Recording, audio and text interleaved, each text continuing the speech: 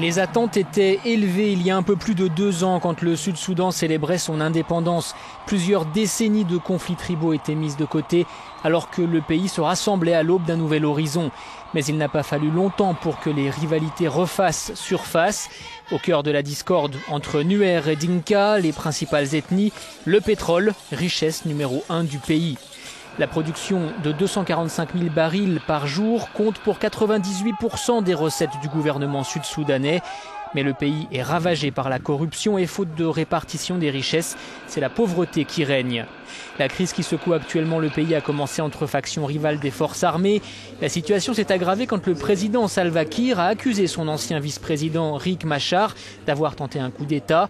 Ce dernier rejette ces accusations, mais depuis, il commande les soldats qui combattent l'armée régulière. Salva Kiir et Riek Machar viennent de 2 ethnies différentes. Leur rivalité remonte à bien des années en arrière.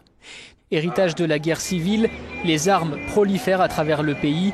Si l'on ajoute à cela les fortes tensions ethniques récurrentes, on obtient un mélange explosif qui risque de faire replonger le Sud-Soudan dans un conflit à grande échelle. Une option que les leaders politiques ne semblent pas craindre s'ils estiment que cela peut leur permettre de prendre ou conserver le pouvoir.